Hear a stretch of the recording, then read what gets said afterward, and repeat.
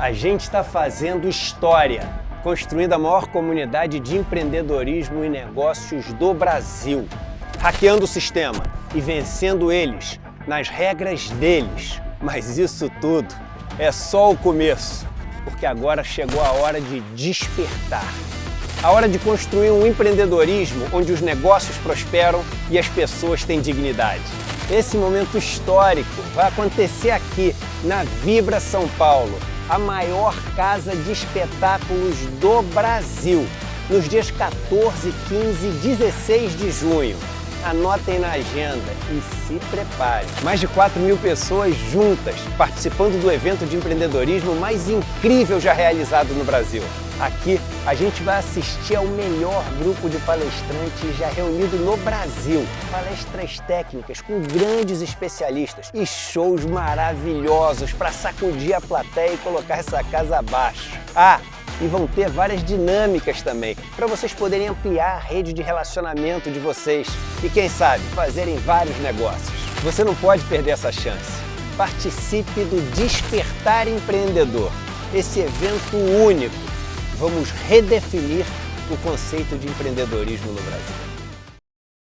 Muito bem, pessoal, segunda-feira, 10 de junho, 7h02 da manhã, estamos começando o Desperta SL de hoje. Muito obrigado pela companhia de todo mundo, já estamos com várias figuras nessa tela que eu já vou explicar, tem a ver com isso que o Edu falou na abertura do programa, mas antes de mais nada, muito bom dia, muito boa segunda-feira, ótima semana para todo mundo que está acompanhando a este programa. Estamos ao vivo às 7 horas da manhã, horário de Brasília, claro, mas muito bom dia, boa tarde, boa noite, boa madrugada para todo mundo que nos acompanha em várias paragens deste mundão de meu Deus, né? Muito obrigado pela companhia de todos e para quem nos assiste também na reprise, lembrando que o Desperta SL está ao vivo todos os dias às 7 horas da manhã, horarito de Brasília, de segunda a sexta, trazendo as principais notícias do Brasil e do mundo, claro. Muito obrigado para quem nos acompanha nas redes sociais, Twitter, Twitch, Facebook, Instagram, também nos nossos canais do YouTube.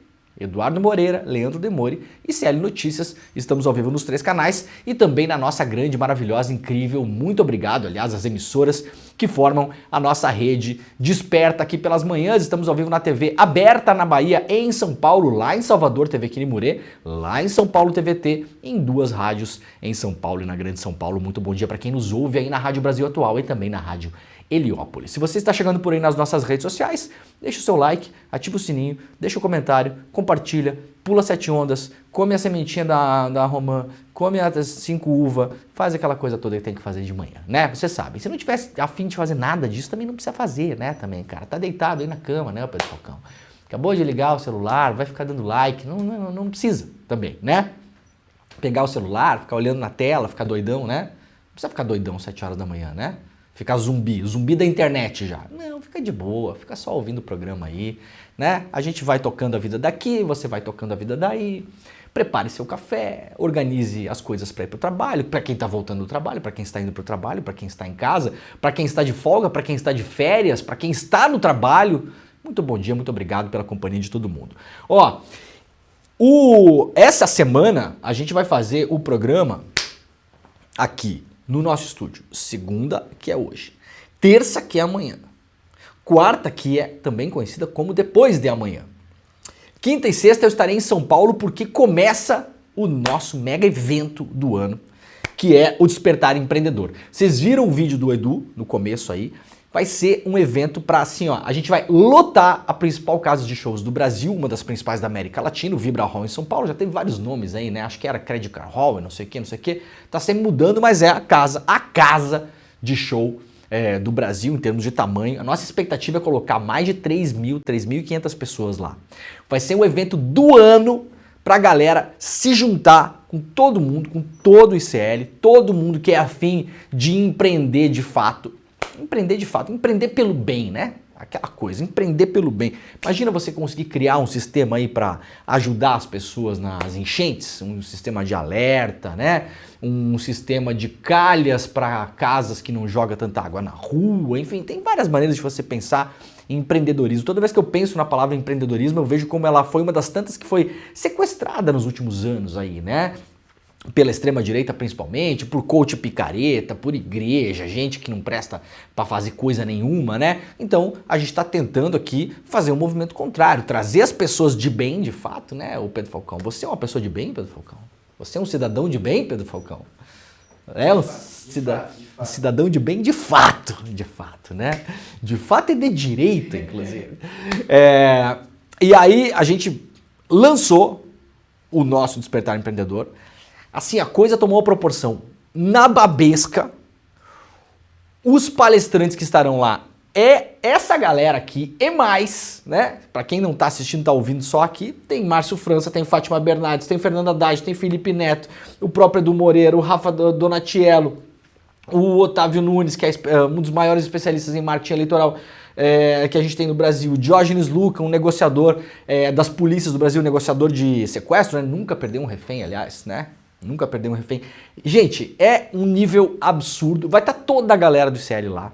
Vai ter mais de 3 mil pessoas. A gente vai fazer encontro entre as pessoas para as pessoas poderem falar sobre os seus projetos. Enfim, vai ser o primeiro grande chute de evento gigantesco do ICL que vai acontecer a partir desse final de semana, sexta-feira. Sexta, sábado e domingo estaremos todos lá. Eu estarei com Vivian Mesquita apresentando uma das sessões que vai ter lá, né? Os apresentadores do ICL vão apresentar vários momentos lá. Estaremos eu e Vivian, o que muito me honra e me alegra, deixou minha semana muito melhor, saber? Imagina se eu tivesse que entrar com William De Luca, por exemplo. Ia passar a semana triste, né? Ia passar a semana depressiva. César Calejon, não consigo nem olhar na cara, César Calejon. Vivian Mesquita é outra coisa, né? É outra coisa. Uma querida. Ai. Beijo pro William, beijo pro César. Obviamente estou brincando, né?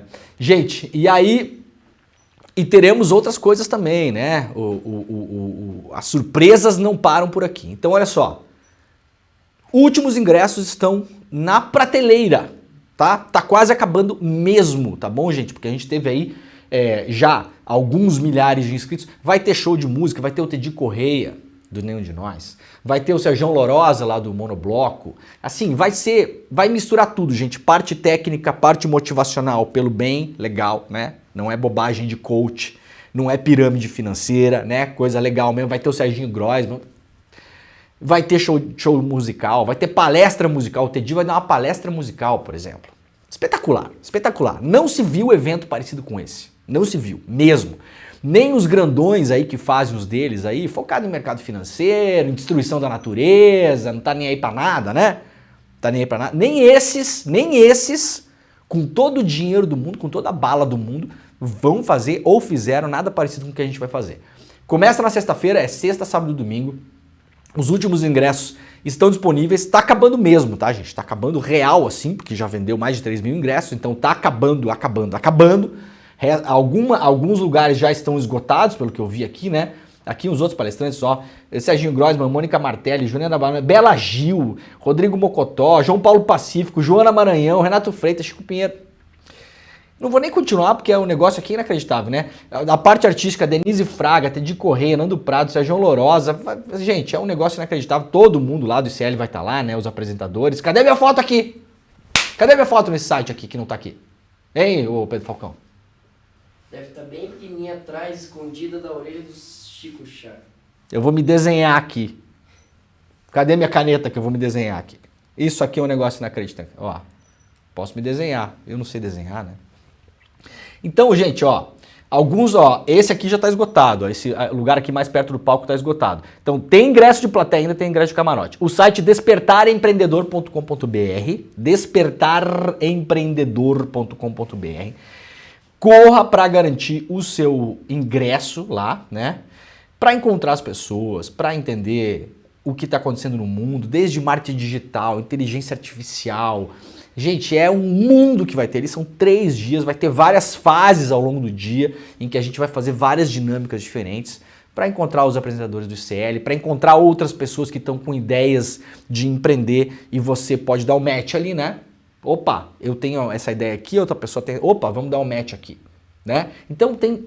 Olha, vai ser um negócio espetacular. Aqui, ó, Pedro Falcão. Tá aqui, tô eu, ó, Pedro Falcão. Você não viu, tô do lado aqui do Chico, ó. Aqui eu, ó. Ali, ó. Olha. Pronto. Vou estar lá também, né? Vou estar lá também. Olha aqui eu. Né? Então, esperamos vocês lá a partir de sexta-feira, tá bom? Aqui tá você. Ah, tô ali eu, com um bonezinho da MST. Pena que não dá pra botar isso aqui, senão eu ia botar aqui. Tá bom, gente? Corre pra lá, despertarempreendedor.com.br, últimos ingressos mesmo, tá acabando. E aí a partir de sexta-feira a gente se encontra por lá. Beleza, pura? Então vamos lá, que tem muita coisa no programa de hoje. Super telescópio cobrirá área equivalente ao tamanho de 40 luas cheias. Eu tive que ler essa notícia para entender se isso aqui faz algum sentido, né? Mas aparentemente faz. Mais de 100 pesquisadores brasileiros participam do projeto internacional Legacy Survey of Space and Time, que consiste na construção de um super telescópio em Cerro Pachón, no Chile, que deverá entrar em operação em 2026. O telescópio o centro, né, pretende produzir o maior e mais completo mapa do universo, com 37 bilhões de estrelas e galáxias ao longo de 10 anos. A participação do Brasil no projeto teve início em 2015 e se dá por meio do acordo no qual o Laboratório Interinstitucional de Astronomia é signatário. Essa participação é coordenada pela Brazilian Participation Group. O LINE é um laboratório, né, observacional que inclui o Brasil aí. Isso é uma colaboração, esse projeto é uma colaboração internacional, participam 28 países, os mais de 100 participantes brasileiros são de 26 universidades de 12 estados. A pesquisa inédita abrange várias áreas da astronomia e traz desafios, entre eles fazer o tal do super telescópio gigante, né? Que vai observar de fato aí a nossa maravilhosa galáxia, né? Para quem quiser ler a notícia completa, quem se amarra em ciência, tá lá no clnoticias.com.br. Bolsonaristas fazem ato esvaziado na Paulista contra Lula e Moraes e pedem ajuda a Musk. Ó, isso aqui precisava do super telescópio, Pedro Falcão, para identificar quantas pessoas tinha aqui, ó. Né? A gente fica apavorado quando o Bolsonaro faz o ato que não sei o que biriri, que 1 milhão de pessoas e 5 bilhões de pessoas e não sei quantos bilhões de pessoas. Esse aqui é o tamanho do ato que foi convocado no final de semana, entre eles pelo Marcel Van Hatten, que achava que estava com a bolinha lá em cima, né, Pedro Falcão? Fez a palhaçada do Twitter Files, né? Fez toda a pataquada aquela, falou um monte de coisa do Alexandre de Moraes, eu não sei como é que tá solto ainda, porque tem muita gente que falou metade daquilo tá preso, né? Mas como é parlamentar, se escorou ali, né, Pedro Falcão? Aí deu uma surfada boa aí, né? Uma politicagem boa nas enchentes do Rio Grande do Sul. Achou que tava com a bola toda, né, Marcel Van Hatten? Vamos convocar tu na Paulista, porque eu não preciso mais nem do Bolsonaro. Olha, se vocês me derem 3 minutos, eu consigo contar quantas pessoas tem aqui. Eu acho que deve ter umas, vamos ver aqui, 10, 20, 30, umas 900 pessoas, eu acho. Será que tem mais que isso, Pedro Falcão? Aqui tem umas 900, daí deve ter uns que estão chegando atrasado aqui. 1.000 pessoas. Esse é o tamanho do ato, né? Então assim, gente, a gente nunca deve subestimar as coisas. É importante conhecer, é importante entender, não vale se enganar, né? Agora também tem um contrapeso às vezes, né, Pedro Falcão? Isso aqui é o tamanho do ato que foi convocado na Paulista esse final de semana, né? Então, vamos lá que a coisa não é bem assim, né?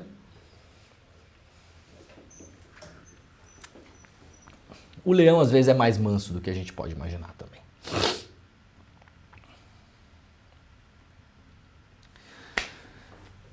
Cortar superpoluentes pode evitar 0,6 graus de aquecimento até 2050, diz relatório.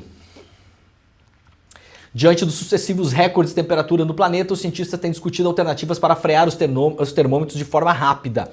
Um novo relatório propõe aumentar os esforços contra os chamados superpoluentes climáticos, um grupo de gases estufa menos abundantes, mas com alto potencial de aquecimento. Produzido pelo Instituto de Governança Sustentável, sigla em inglês, né?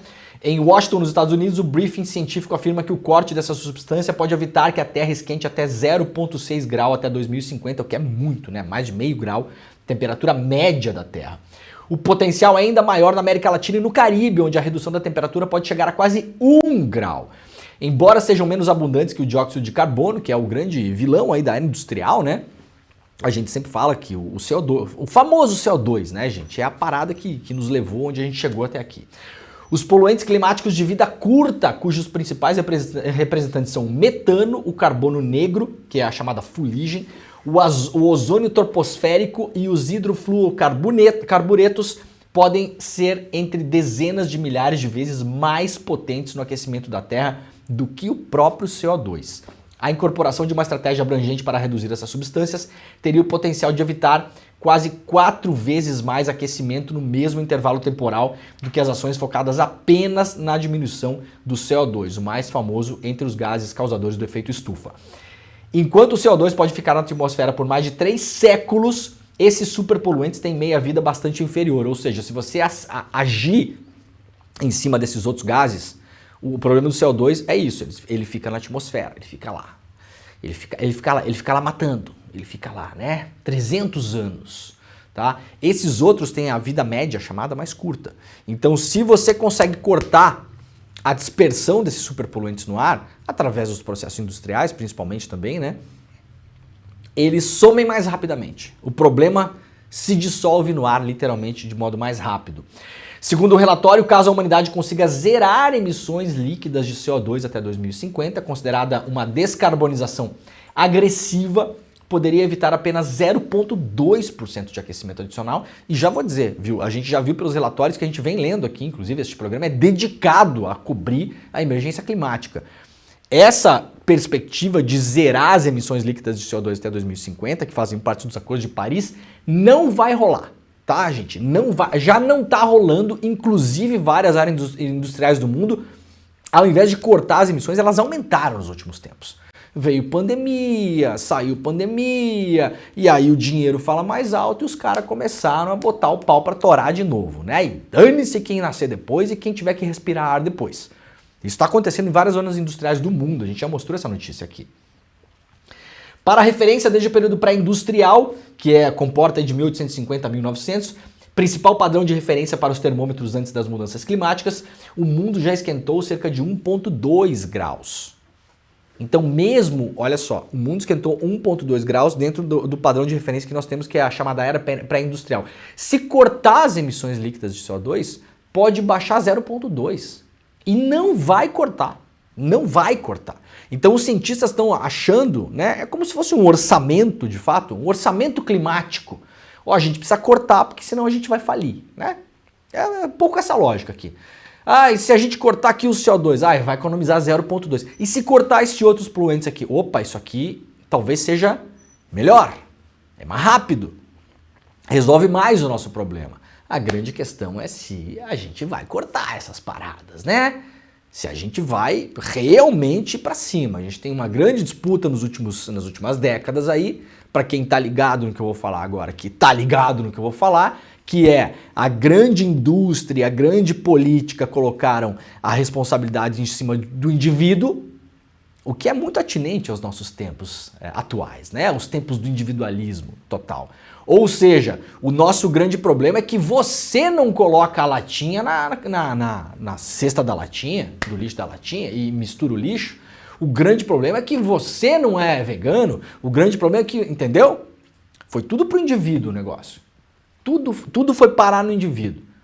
E já se sabe cientificamente que o indivíduo não vai resolver nada. Apesar do fato de que, obviamente, essas coisas são importantes até para a sua saúde, né? Você comer melhor, você tomar menos porcaria, você não precisar nem jogar a lata de refrigerante no lixo certo porque você não está tomando refrigerante. Uma série de coisas, consumo consciente, aquela coisa. Já se sabe que a grande massa de poluição é feita no big business. Enquanto você faz xixi no banheiro para economizar água, se você fosse lá controlar a água da indústria XYZ, faria o efeito de 200 milhões de pessoas. E você não precisava fazer xixi no banho, né? Isso não foi enfrentado ainda. Vai se enfrentar isso para cortar esses gases poluentes? Ah, isso aí não, né? Tá feio o negócio, gente. Tá bem feio o negócio. Ó, brasileiros ainda não sacaram 8,16 bilhões de valores a receber. O sistema do Banco Central já devolveu 6 bi. Tem um monte de dinheiro perdido aí, gente. Essa notícia era para ter lido antes, mas eu vou enfiá-la agora aqui, tá?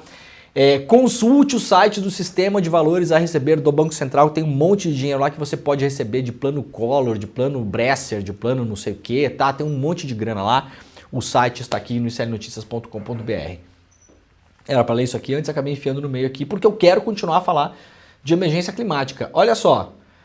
Mas isso é muito distante, isso não vai acontecer, biriri, baró. Tem gente que cai nessa ainda, né? Cai nessa. Mesmo depois de tudo que aconteceu no Rio Grande do Sul, eu ainda tenho que ficar discutindo com gente que ainda fica querendo convencer que não tem problema nenhum. Ah, são as eras geológicas. Já teve, já foi assim. Perceba, se você adota essa postura, você está dizendo que não tem nada para fazer, que todo mundo vai morrer. Você entendeu o que você está falando? Se você adota a postura de dizer que é assim mesmo, que não adianta fazer nada, que são os ciclos, então você está literalmente falando que todo mundo vai morrer e dane-se. E meus filhos vão morrer queimado ou afogado. Entendeu o que você está falando? Deu para sacar o que você está falando? Que é uma visão desesperançosa da vida? Que é uma versão que não mostra que nada pode ser feito? Muito bem, temos que lidar com isso ainda. Agora, já está acontecendo agora. Olha aqui, ó. Moradores de Ilha do Caribe são expulsos por elevação do nível do mar. Acabou a ilha, gente. O mar comeu a ilha. Não é a primeira e não será a última. Já há projeções de que várias ilhas do Caribe serão engolidas pelo mar. Sim, o mar está subindo. Atenção você que mora no Rio de Janeiro, em Salvador, né? Em Porto Alegre, que está quase a nível do mar também, pode sofrer com isso também. Balneário Camboriú, investiu um dinheiro aí em Balneário Camboriú, no apartamentinho, espero que seja bem alto, viu? Espero que seja bem alto. E outra, não vai adiantar ser bem alto porque vai ficar encastelado lá, porque lá embaixo vai estar alagado, né? Não vai ter ninguém entregando cheeseburger, nem pizzaria, não vai dar pra andar com a Porsche, porque não vai ter mais rua, tá? Vai acontecer, gente. Em várias cidades do mundo, as cidades serão submersas. É bom a gente ter essa ideia, essa noção. Olha aqui, ó. Não cabíamos mais na ilha. Ilha do Panamá foi evacuada por conta do fenômeno. Moradores se mudaram nesta semana, moradores de uma ilha, para um bairro construído em cima de uma plantação de mandioca na parte mais continental do país. Cientistas preveem que 63 comunidades do Pacífico terão que ser deslocadas por causa do aquecimento global nas próximas décadas. Essa aqui é o exemplo dessa semana. Nas próximas décadas, a previsão é que mais de 60 comunidades que moram na beira do mar terão que se mudar. A gente não viu as cidades no Rio Grande do Sul, na beira do rio Taquari, que terão que se mudar. A gente vai ter que mudar cidades de lugar. Está acontecendo, não é vai. Quem sabe, mas eu sou egoísta, meus filhos que se virem. Meus netos nem sei, nem conheci, nem vou conhecer, não interessa, dane-se. Cada um por si. Está acontecendo. Está acontecendo nesse momento. O que aconteceu no Rio Grande do Sul vai voltar a acontecer, gente. Infelizmente. Infelizmente. No Rio Grande do Sul ou em outros lugares. As próximas da mira, pela lógica das chuvas, são Santa Catarina e Paraná. Tá? Preparem-se. Eu não gostaria de estar falando isso aqui, mas não é quando, não é se, é quando. Não é se, é quando. Uma matéria importante lá na BBC Brasil, o que as temperaturas recorde dos oceanos significam para o nosso planeta, para quem ainda está morando em Marte, literalmente, né? Para quem vive em Marte, talvez dentro em breve viverá em Marte na Terra, inclusive, né? Pelo clima hostil. Vai lá ler, vai se informar, não fala bobagem, né? Vamos lá para o iclnoticias.com.br. Morre Maria Conceição Tavares, uma das economistas mais importantes do Brasil. A Maria Conceição Tavares é um monumento da economia brasileira, né? Já estava super velhinha também. E nos últimos anos aí, principalmente pela força das redes sociais, virou aí, os seus vídeos se espalharam pela internet com uma força absurda. Muita gente ficou conhecendo uma das mais importantes economistas do Brasil. Faleceu aos 94 anos na madrugada de sábado em Nova Friburgo. Ela deixou 2 filhos, 2 netos e um bisneto. A causa da morte não foi revelada. Defensora ferrenha do desenvolvimento econômico com distribuição de renda, Maria da Conceição Tavares também sempre defendeu a erradicação das desigualdades sociais brasileiras e foi responsável por formar diversas gerações de economistas. Uma matéria completa aqui publicada no iclnoticias.com.br. Vamos lá para as eleições europeias. Vamos começar aqui com nossos camaradas da revista Fórum. Ultradireita da Alemanha cresce e se consolida como segunda força política do país. as eleições ao Parlamento Europeu. Muita gente se pergunta o que são as eleições europeias, porque a galera não está ligada mesmo e também não tem obrigação, né? Muita gente confunde, acha que as eleições... atenção, essas eleições europeias não é que teve eleição presidencial em vários países da Europa, tá? Não é isso. São as eleições para o Parlamento Europeu. Beleza? Pra gente deixar claro aqui. Muita gente confunde, né? As pessoas acham que teve eleição na Espanha, na França, na Alemanha, na Itália, para presidente ou para primeiro-ministro. Não é isso. São as eleições para o Parlamento Europeu. O que é o Parlamento Europeu, Pedro Falcão? O que é, Pedro Falcão? É um parlamento da Europa. Ficou impressionado? É impressionante, né? É um parlamento importante. Veja bem o que eu vou falar, tá? Peronomútil no sentido que, assim, não é um parlamento que tenha muito poder de decisão sobre os estados soberanos, tá, gente? Não tem, de fato. Consegue, claro, influenciar muita coisa da política europeia, toma decisões importantes, principalmente em relação a regulações e regulamentações. A gente sempre fala da regulação da internet no Brasil, principalmente das redes sociais. As decisões lá na Europa foram do Parlamento Europeu, por exemplo. Mas quando chega em temas mais sensíveis, o Parlamento Europeu não tem ascendência sobre a economia dos países, a política diretamente, tá? Então é um parlamento importante, onde há discussões importantes, mas ele é muito amarrado mesmo. Inclusive por países que jogam contra o Parlamento Europeu, né? Há vários partidos dos países europeus que são os chamados eurocéticos, que não acreditam na Europa Unida, que querem acabar com a Europa, querem acabar com o euro, né? Tem vários países, vários partidos nos países que têm essa visão.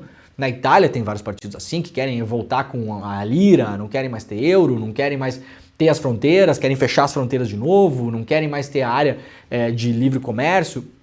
Tem vários partidos. Então, assim, tem muita gente que joga contra o Parlamento Europeu, por isso que ele funciona mais ou menos, né? Então, assim, é preocupante o avanço da extrema-direita no Parlamento Europeu.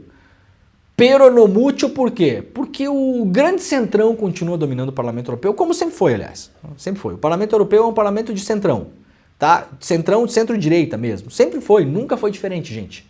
Nunca foi diferente. Raríssimas exceções teve um pouco mais de força, de uma força aqui, ali, da esquerda.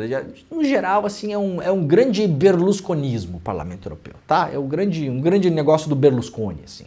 Aliás, o Berlusconi foi uma grande força do Parlamento Europeu em determinado momento, pra vocês terem uma ideia da seriedade desse negócio em alguns momentos históricos, tá? Então, é importante a gente monitorar, claro. É preocupante que em vários países cresça, não pelo número de cadeiras no Parlamento Europeu, mas pela força interna desses movimentos de extrema-direita, mas ao mesmo tempo é preciso prestar atenção e não se apavorar de modo desconhecido, porque é o seguinte: muitas vezes um país vota num perfil de deputado, de eurodeputados, mas nas eleições internas vota em outro, tá? Então a gente vai, por exemplo, da França aqui, por exemplo. Bom, cresceu na Alemanha, né? Vamos para o exemplo da Alemanha primeiro.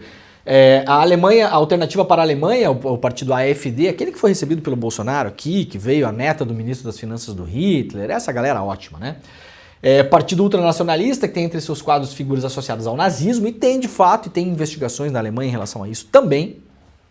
Ou seja, é um partido que tem ventos neonazistas, dá para dizer isso tranquilamente, não é hipérbole, ninguém está forçando a barra aqui, é isso mesmo. É isso mesmo, tá? Obteve 15,9% dos votos dos alemães nas eleições para o Parlamento Europeu. Superou os sociais-democratas, legenda do atual chanceler Olaf Scholz, que obteve 13,9%, ficando atrás apenas dos conservadores da União Democrata Cristã, que é o partido da Angela Merkel, né? Que é um centrão também, né? Com a votação expressiva, os radicais conseguiram emplacar ao todo 15 eurodeputados no Parlamento Europeu. 6 a mais, ou seja, dobraram, né, de número de deputados no Parlamento Europeu. Por outro lado, os social-democratas tiveram seu pior resultado nas eleições europeias, perderam 6 cadeiras, ficando com 14 assentos. Já os verdes foram os que mais perderam eurodeputados, 9 a menos, totalizando apenas 12 cadeiras. O Partido Verde é muito forte na Alemanha. Os conservadores do CDU venceram as eleições europeias na Alemanha e permaneceram com 29 eurodeputados. Então tá aqui o resultado, né? Você tem aqui o Angela Merkel aqui em cima, a força da extrema-direita, esquerda, verdes, que é esquerda também, né? E os demais aqui. Qual que é a grande questão? É aquilo que eu estava falando. Muitas vezes, imagina vocês que tivessem uma votação para o Parlamento do Mercosul e os brasileiros fossem votar. Muitas vezes a votação do Parlamento do Mercosul não reflete a votação interna. Então é muito comum, aliás, e pode ser que a gente veja isso nas próximas eleições, foi lá a Alemanha e deu um monte de cadeira para a extrema-direita. Mas na eleição na Alemanha mesmo, a extrema-direita não vai tão bem. É comum que aconteça isso. Até porque vários europeus enxergam o Parlamento Europeu como um parlamento figurativo. Um voto de protesto. Acontece isso também, tá, gente? Eu não estou minimizando o crescimento da extrema-direita, eu estou colocando em contexto para a gente entender, porque muita gente não conhece a função do Parlamento Europeu, que lugar ele ocupa no imaginário das pessoas. Não é como fazer uma votação doméstica, não é a mesma coisa. As pessoas dão, sim, menos importância para as votações europeias do que para as votações nacionais. Aconteceria no Brasil também. Você se importaria mais com a votação da Câmara dos Deputados em Brasília ou com o Parlamento do Mercosul, o Parlasul, que não temos votação para, né? Então é natural que seja assim. É onde as pessoas depositam também muitas vezes um voto de protesto. Então o cara tá lá na França, ele quer votar na esquerda na França, mas ele quer mostrar que ele está descontente. Então ele vai lá nas eleições europeias e vota na extrema-direita. Acontece. Para mostrar, olha só, vocês ficam brincando aí, eu vou votar nesses caras aqui. Mas chega na hora H para votar em casa mesmo, na votação doméstica, não vota na extrema-direita. Não vai votar na Le Pen. Tá? Então, para entender um pouco o movimento. É preocupante. Acabamos de ler notícias sobre a emergência climática. A força política que mais movimenta o lobby em prol da emergência climática, a destruição de reputações de cientistas, ativistas, jornalistas que tentam levantar a sua voz em relação à emergência climática, são as forças de extrema-direita, com seus empresários, financiadores, lobistas, marqueteiros, empresas, políticos, assessores e toda a catrefa que vem junto, é essa gente aí. Os negacionistas climáticos, no geral, estão cerrando fileiras nesses partidos de extrema-direita. Então não é uma questão de eu acho, eu prefiro, eu não gosto. Eu não gosto do jeito que eles falam. Tem nada a ver com isso, gente. O problema do Bolsonaro é porque ele é grosso. Não tem nada a ver com isso, gente. Nada a ver. O problema do Bolsonaro é que ele quer liberar garimpo na Amazônia e derrubar o mato todo. E tacar fogo no país. Entendeu? Eu tô nem aí pro jeito que o Bolsonaro fala. Eu tô andando pras coisas que o Bolsonaro... Pras bobagens. Tanto é que vocês sabem, vocês assistem o programa aqui. Quantos vídeos do Bolsonaro eu coloquei esse ano aqui, pessoal? Nenhum. Talvez tenha colocado um pra dar risada na cara dele, que é o que a gente faz aqui de manhã, né? Tô nem aí pro Bolsonaro, as bobagens que ele fala. Não repercuto bobagem de Bolsonaro aqui. Não repercuto lançamento de perfume, de vinho. Não me interessa. Eu não quero saber. Não quero saber dessa gente toda. Não quero saber dessa gente ruim. Eu quero saber os interesses que eles representam. Na verdade, os interesses para os quais eles são usados. Você sabe que o Bolsonaro, nessa coisa geral que a gente tá falando, é um Zé Ruela. Você sabe disso, né, gente? Sabem disso, né? Quem financia essa coisa toda, quem não vai querer cortar os poluentes que a gente falou aqui, é os irmãos Koch lá nos Estados Unidos, é o príncipe da Arábia Saudita, entendeu? É essa galera, né, velho? Entendeu? É o Putin também, né? Vamos colocar a coisa como ela é aqui. O Bolsonaro é um Zé Ruela, velho. Entendeu? O Bolsonaro ali é rachadinha, é o gabinetezinho do vereador no Rio de Janeiro, meu filho. Entendeu? É estacionar em vaga de deficiente físico, sabe? É feio, não pode, mas vocês entenderam o tamanho do negócio? Então eu não tô nem aí. Nem aí. O que interessa é o que essa galera representa. O crescimento dessa galera aqui representa o crescimento de uma ideia perigosa. Essa é a questão que a gente está falando aqui. Terão muito poder decisório no Parlamento Europeu? Não terão, não tem muito poder decisório e não são maioria, inclusive. A maioria do Parlamento Europeu segue sendo o grande centrão europeu, como sempre foi, né? As forças acomodadas ali, né? O problema é que esse grande centrão europeu muitas vezes puxa o parlamento para um lado e que essa extrema-direita vai ajudar a puxar também. Então o problema real é a representação da ideia, não só a força política em si. Na França, o Macron dissolveu a Assembleia Nacional após derrota das eleições do Parlamento Europeu, dissolveu e fez algo que pode fazer isso. É constitucional na França, tá, gente? Antes que alguém fale bobagem aí. O presidente Emmanuel Macron decidiu dissolver a Assembleia Nacional e convocou novas eleições na França. O anúncio foi feito logo após a derrota do seu partido nas eleições do Parlamento Europeu para a sigla de extrema-direita comandada pela Marine Le Pen. A Marine Le Pen vem aí, para quem conhece, né, há décadas tentando subir. O pai dela já vinha antes, o partido é fundado pelo pai da Marine Le Pen, e a Marine Le Pen vem aí, né, tentando fazer a coisa crescer na extrema-direita da França. De acordo com o Macron, uma nova votação para a Assembleia Nacional da França acontecerá nos dias 30 de junho, primeiro turno, e 7 de julho, segundo turno. Segundo o presidente francês, a ascensão de nacionalistas representa um perigo para toda a Europa. Decidi devolver-vos a escolha do nosso futuro parlamento através da votação. Estou, portanto, dissolvendo a Assembleia Nacional. O resultado das eleições da Europeia não é bom para o meu governo. Liderado pela ultradireitista Jordan Bardella, o Reunião Nacional obteve cerca de 32% na votação das eleições ao Parlamento Europeu. A sigla tem ainda a extremista Marine Le Pen. A votação foi realizada no domingo, dia 9. Segundo a agência Reuters, o partido do Macron teve 15%, ou seja, metade. As eleições para o Parlamento Europeu ocorrem em cada um dos 27 países. O Macron fez uma jogada ousada, né? Ele avaliou que eventualmente precisaria mais ainda das forças da extrema-direita para manter o próprio governo, decidiu acabar com o parlamento antes disso e colocar a votação na mão dos franceses. Qual que é a expectativa? Aquela que eu falei para vocês antes aqui. A pessoa vai lá votar para o Europarlamento, que não vê tanta importância, acha que é um parlamento mais consultivo, não tem tanto poder político, não consegue interferir de fato na vida cotidiana das pessoas tanto assim, né? Muito menos. Muitas vezes faz esse voto de protesto, então o Macron está colocando as fichas na mesa. Como quem diz assim, gente, é isso aí mesmo? Vocês entenderam? Tipo, é isso aí mesmo? E aí vai ver, de repente na votação a população francesa fala, não, a gente estava só brincando, ou a gente estava só pressionando você, porque afinal de contas as economias europeias já não crescem há mais de uma década. Desde a crise de 2008, 2009, na verdade, 2007, 2008, 2009, ficou andando de lado, veio pandemia, ficou andando de lado. A Europa tá na lama, faz tempo, né? O tempo que eu morei lá já era assim. 2007, 2008, 2009, 10, 11, ali naquele miolo ali. A imigração é cada vez mais um problema. Imigração essa muito causada pela própria União Europeia, que obviamente foi despejar bomba na cabeça das pessoas, e as pessoas começaram a fugir dos países onde as bombas estavam caindo. Não é mesmo? A França, inclusive, foi lá ajudar a matar o Gaddafi na Líbia, foi lá jogar bomba no Afeganistão, né? Não surpreenda-se se essas pessoas começarem a chegar na Europa. Afinal de contas, vocês estão bombardeando a casa delas. A padaria, o comércio, o posto de gasolina. Não está sobrando muita coisa, né? Agora temos o caso de Gaza, a Líbia, a Síria, Afeganistão, Iraque, bom, vários países ali.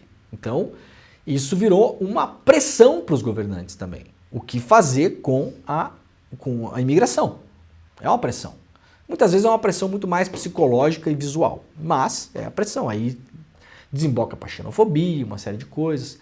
Os empregos na Europa também, né, já não estão mais a grande coisa. Uma pessoa que hoje tem 20, 25 anos na Europa já olha para frente e sabe que mais ou menos o destino dela está traçado.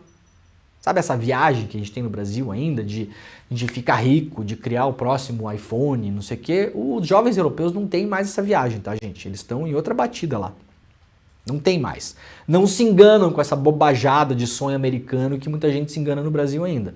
Na Europa, isso aí acabou. Todo mundo já entendeu que, né, o sistema colocou todo mundo numa trilhazinha assim. Pra você mudar de trilha só nascendo herdeiro, né? Não saiu esses dias? A maior parte dos bilionários do mundo são herdeiros hoje? Então ou você nasceu no castelo ou você nasceu fora do castelo. Como a imensa maioria das pessoas nasceu fora do castelo, então, meu filho, é isso aí, vai lá, estuda, vai pegar uma profissãozinha aqui, vai comprar um carrinho, talvez vai ter uma casinha lá, vai casar, vai ter um filho, 2, e aí vai ser isso aí, depois vai viver de pensão, de aposentadoria, tá? Então isso traz desesperança também, muitas vezes nos jovens europeus que estão aí votando na extrema-direita, muitos deles. É uma série de coisas que acontecem na Europa. O Macron vai jogar agora para saber se é isso mesmo. Jogada arriscada do Macron, né? Lá na BBC News Brasil, por que a direita radical avançou tanto na União Europeia? Para quem quiser ler também e se informar um pouco mais. E aquilo que eu falei para vocês lá no G1, partidos de centro devem manter o controle do Parlamento Europeu, mesmo com o avanço da ultradireita, indicam projeções, né? Aqui estão as projeções. Então vejam que é um imenso centrão, né? A União Europeia é um imenso centrão, o Parlamento Europeu. Muito bem. Único país, parece que a direita, aqui ó, na França, avanço da extrema-direita, né? Na Alemanha, avanço da extrema-direita. Os partidos de esquerda e ecologistas avançaram nos países nórdicos, ou seja, na Finlândia, Suécia e Dinamarca, a ultradireita retrocedeu. Então por isso que eu tô falando, né, gente? Vamos fazer o balanço. Na Suécia, por exemplo, a ultradireita na eleição local avançou bastante, mas nas eleições europeias não. Então, aquilo que eu falei para vocês, as pessoas nem sempre votam a mesma coisa nos países do que votam nas eleições do Partido Europeu. Na Bélgica, o maior partido de ultradireita obteve resultados piores do que o esperado nas eleições nacionais e regionais. O Partido Popular de centro-direita da Espanha saiu vencedor, conquistando 22 assentos dos 61 atribuídos ao país. Em Portugal, a oposição socialista venceu, com estreita vantagem contra a coalizão governamental de direita moderada. O partido de ultradireita Chega ficou em terceiro lugar, portanto não foi uma força determinante em Portugal. Na Itália, a Giorgia Meloni, que é a premier, estava levando essa eleição europeia como assim, quase como se fosse um plebiscito, né, um referendo em relação à aprovação do próprio governo.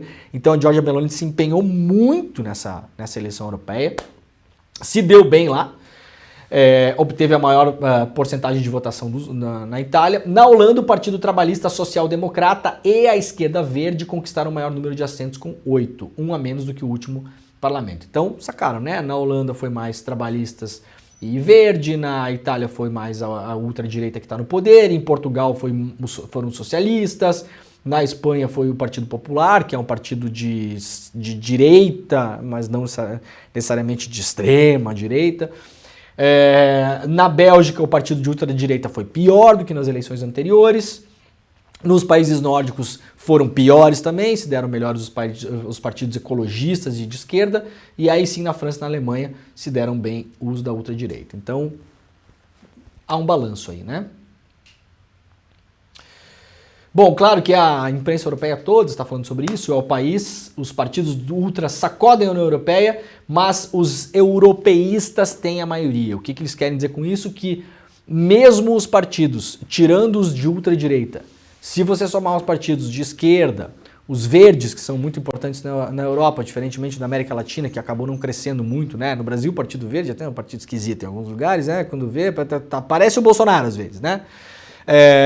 E somando as forças de centro e até de centro-direita, ainda o Parlamento Europeu é formado por uma maioria de europeístas. Isso é importante no jogo geral das coisas.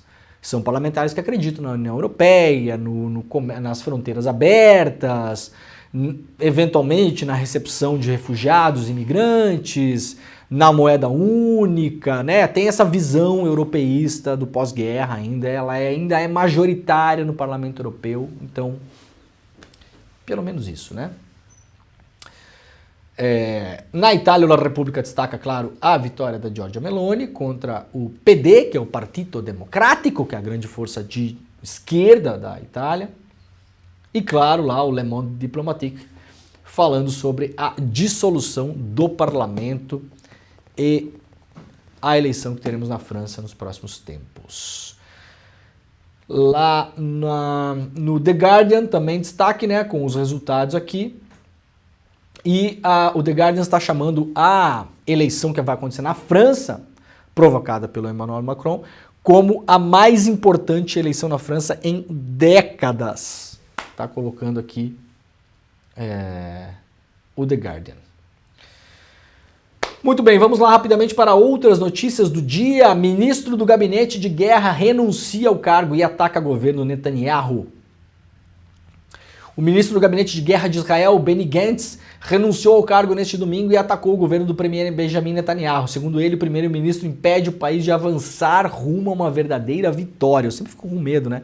Você pensar, ataca o Netanyahu, aí você vai ver assim, ataca porque queria jogar mais bomba em Gaza, né? Nunca se sabe o que sai da cabeça dessa gente. A renúncia ocorre um dia após o resgate de 4 reféns israelenses. Netanyahu está nos impedindo de avançar rumo a uma verdadeira vitória, disse ele. É por isso que estamos deixando o governo de emergência hoje com o coração pesado, mas com plena confiança. Gantz era um dos 3 pilares do gabinete de guerra de Israel. Além dele, a pasta reunia ainda o próprio Netanyahu e Yoav Gallant, ministro da Defesa. O ex-ministro também cobrou do premier israelense novas eleições e criticou a atual postura de Netanyahu de criar um plano para a libertação dos reféns sequestrados pelo Hamas. Decisões estratégicas fatais são recebidas com hesitação e procrastinação devido a considerações políticas. Não deixe que nossa nação se desfaça, reclamou Gantz sobre Netanyahu, né? Então aquela coisa, não se sabe, né? Aí convoca novas eleições, ufa, o ministro falou mal do Netanyahu, aí convoca novas eleições e elege o Hitler Júnior lá, né? Não pode comparar com o Holocausto, viu, Pedro Falcão? Não pode. Se comparar com o Holocausto gera um problema, então não pode, a gente não faz isso mais nesse programa aqui, né? Ninguém pode fazer. O que acontece em Gaza é uma outra coisa, né? É parecido assim, mas não pode comparar, tá, gente? Você sabe a polêmica toda que deu, né? Total de mortos na tragédia climática do Rio Grande do Sul sobe para 137. 38 ainda estão desaparecidos. O abismo que se aprofunda na pandemia, as enchentes vão ampliar. Uma entrevista aqui sobre educação pública no Rio Grande do Sul, publicada pelo site sul21.com.br. A defasagem no ensino e aspectos emocionais são apontados como grandes desafios nas escolas públicas após as cheias. Alguém tem dúvida de que a escola privada vai se recuperar mais rápido do que a pública na enchente? Nenhuma. Foi exatamente o que aconteceu na pandemia e com isso a gente vai separando cada vez mais os alunos que estudam em um sistema e no outro, infelizmente. Efeito da chuva no Rio Grande do Sul depende da renda das famílias. Matéria publicada aqui no UOL, né? A grande polêmica do Brasil, umas semanas atrás, era o tal do racismo ambiental, né? Racismo ambiental. Aí as pessoas de sempre vêm, lá vem a esquerda com outro termo. Ai, que ridículo, racismo ambiental, não pode falar nisso, isso nem existe. Olha que, nem existe, olha que ridículo que é vocês falando. É por isso que a direita ganha. Porque vocês ficam inventando essas coisas. Pouco mais de um mês após o início das chuvas que devastaram municípios do Rio Grande do Sul, a água recua na maior parte do estado e as famílias tentam restabelecer a vida, que variam conforme o nível de renda de cada uma. Diferentes mapas produzidos em maio pelo Observatório das Metrópoles e pelo Instituto de Referência Negra Pérego mostram que as áreas mais afetadas pelas enchentes na região metropolitana de Porto Alegre foram quais? As mais pobres e com maior concentração de pessoas negras. Tem racismo ambiental ou não tem? É fácil de entender o conceito de racismo ambiental, tá, gente? Quem não tem grana, e geralmente no Brasil pessoas negras, pobres, moram em lugares piores. Quem tem grana mora em lugar melhor. Entendeu? É fácil de entender, né? Gastou 25 tweets lá enchendo o saco. Aí eu sou o meme aquele da namorada do Pernalonga, né? Eu sou de esquerda, mas eu discordo desses termos que não sei o que, não sei o que. Gastou, perdeu tempo. Falou bobagem. Ninguém tá interessado no que você tá falando. Tá jogando água no moinho da extrema-direita. Aliás, é bom pensar nas coisas que faz de vez em quando. Não custa nada. Não dói, nem nada, tá? Tá aqui o mapa, ó. Quem conhece a cidade sabe que as regiões que foram alagadas e que muitas delas permanecem alagadas até agora, não é no Moinhos de Vento, não é nos Altos de Petrópolis, não é na Bela Vista, ou é? Não é. Então é por acaso que essas pessoas... Não é lá nos Altos da Casimiro, não é por acaso que as pessoas moram nesses lugares, ou assim, são os lugares onde os ricos moram? Onde a luz voltou mais cedo, onde praticamente não alagou nada, onde as pessoas não perderam carro, móveis, roupa, onde não faltou água, onde logo depois, assim que foi possível, o comércio já estava restabelecido, ninguém ficou sem comer, ninguém perdeu animal de estimação. É por acaso? Não é por acaso, né?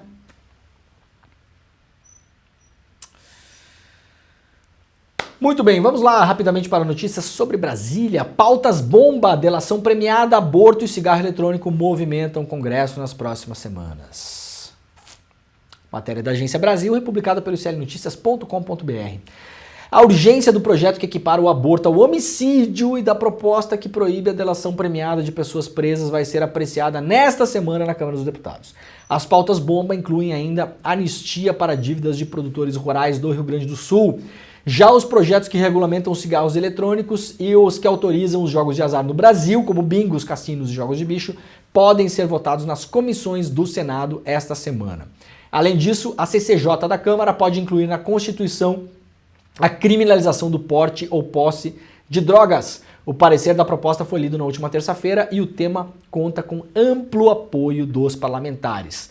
Como a Câmara suspendeu a última sessão do plenário após o deputado federal Luiz Erundina passar mal, a expectativa é que os deputados retomem os projetos não analisados esta semana. Então tem muita coisa aí que vem antes. Lembrando, tá, gente? Isso aqui... Por que notícia ruim está concentrando agora? Porque olha só... Junho tem festa junina, isso é importante em Brasília, porque muitos parlamentares são de regiões onde a festa junina é a grande festa do ano, tá? Então não tem votação em vários momentos em junho e julho, porque os parlamentares viajam. A atenção para o trabalho legislativo é menor, os parlamentares vão viajar. Depois tem o recesso legislativo, ou seja, as férias do Congresso, vai parar, tá? A gente está falando de junho e julho. Agosto, setembro, outubro, nós temos campanha, porque outubro tem eleição. Então, junho e julho você mata com recesso e festa junina. Agosto, setembro, outubro, você vai ter uns meses bem mortos ali também, por causa das eleições municipais de outubro, tá? Terminou outubro, alguns lugares vai ter segundo turno. Novembro e dezembro, os parlamentares vão estar ocupados com eleição da presidência da Câmara e do Senado. Então, daqui para frente, é só ladeira abaixo. Por isso que esses projetos aqui, que vários, um poderia ser discutido hoje, o outro lá em agosto, sabe? Daria até tempo para o governo tentar alguma articulação, não sei o quê. Tá tudo concentrando, porque os caras estão querendo tocar esses projetos, principalmente para duas coisas. Primeiro, pressionar o governo federal em relação à eleição da presidência da Câmara e do Senado, do tipo, olha só o que a gente consegue fazer aqui. Segunda coisa, eleições municipais. O deputado, a deputada, ele quer ir lá para a base e falar, olha, nós aprovamos aqui o negócio do aborto. Não tem mais negócio do aborto aqui no Brasil, não. Entendeu? Querem equiparar aborto ao homicídio. Sabe o que pode acontecer, Pedro Falcão? Caso hipotético número 1, super factível, eu não estou exagerando, que pode acontecer se aprovarem essa lei do jeito que tá? Uma pessoa é estuprada por outra pessoa. Caso policial, tá bom? Essa mulher que foi estuprada, ela tenta aí legalmente fazer um aborto, porque ela engravidou, e ela não quer aquela gravidez. E ela não consegue fazer o aborto, porque é fruto de um estupro. E aí ela recorre a uma clínica clandestina e faz o aborto. E é descoberta. Se esse projeto for aprovado e o aborto for considerado igual ao homicídio, esta mulher que foi violentada pode pegar uma pena maior do que a do homem que a estuprou. Vocês entenderam? O que é que essa gente está tentando fazer passar? É um negócio para ficar, assim, é para ficar deprimido mesmo, tá? Desculpa ter que falar isso numa segunda-feira. Mas se esse projeto passa, é capaz de o estuprador pegar uma pena menor do que a mulher que ele estuprou, que foi lá e fez o procedimento de aborto porque não queria ter um filho fruto de estupro. Entenderam? Vocês entenderam o que essa gente ruim está querendo passar no Congresso brasileiro? É isso. É isso. Exemplificando é isso. Aí entra a igreja evangélica, e dogma religioso, e mentalidade de seita, e o zap, e fake news, e não sei o que, e jogam com medo, angústia, todos os sentimentos reptilianos do nosso cérebro, e vão convencendo a população que é isso aí mesmo que tem que ser feito. Que aí então vai acabar o aborto no Brasil. Ah, é pra chorar, né, Pedrinho? Não é mole, né? Olha, para encerrar o programa de hoje, gente, uma notícia lá dos nossos parceiros, nossos amigos lá do site da Amazônia Real, sobre o Dom Phillips e o Bruno Pereira, né? A Alessandra Sampaio visitou o Vale do Javari de coração aberto e voltou de lá com certeza de que o legado de Dom Phillips, o britânico que sonhava em salvar a Amazônia, permanecerá vivo. 2 anos após o assassinato do companheiro dela, né, Alessandra Sampaio era esposa do Dom, e do indigenista Bruno Pereira, a Alessandra voltou ao local que foi a última paragem do jornalista para criar o Instituto Dom Phillips. O projeto terá um viés educacional e girará em torno de uma plataforma digital de conteúdos que podem ajudar os povos indígenas e outras comunidades tradicionais, como ribeirinhos e quilombolas, a continuarem preservando a floresta. Portanto, está criado o Instituto Dom Phillips 2 anos depois do falecimento do nosso querido Dom Phillips, que eu conheci pessoalmente, né? Tive relações com o Dom. Conheci ele no mar, aliás, né? Fazendo stand-up paddle. Fui apresentado por um amigo na época. Nosso primeiro encontro foi esse. Fomos fazer stand-up paddle juntos em Copacabana. E depois, claro, mantivemos relacionamento. E, infelizmente, um colega perdido aí nas trincheiras dessa profissão tão bela e tão ingrata e tão perigosa, principalmente nos últimos anos.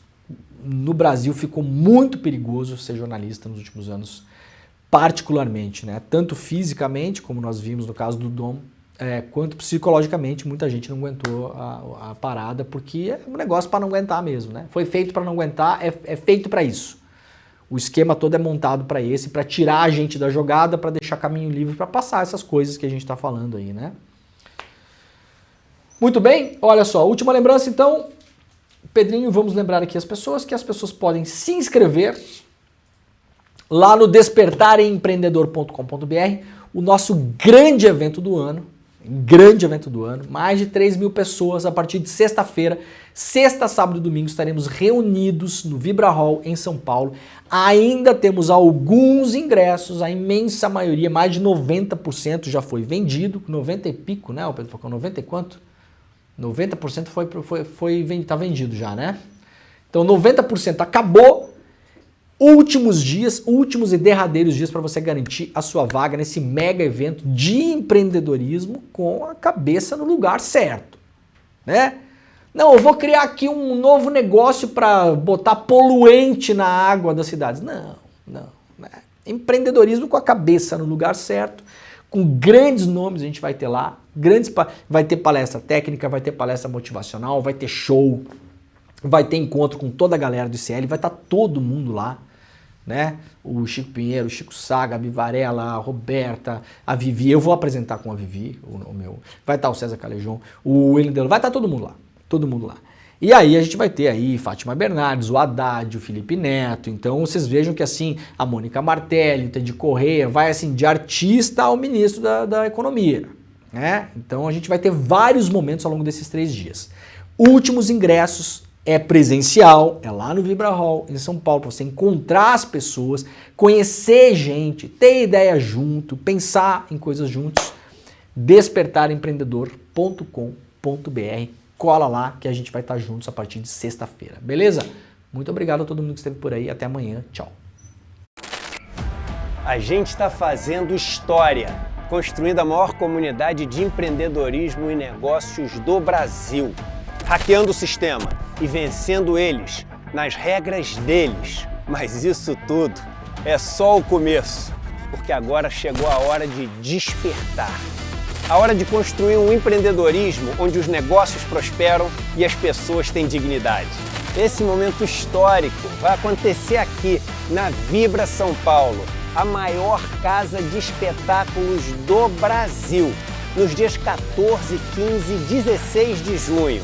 Anotem na agenda e se preparem. Mais de 4.000 pessoas juntas, participando do evento de empreendedorismo mais incrível já realizado no Brasil.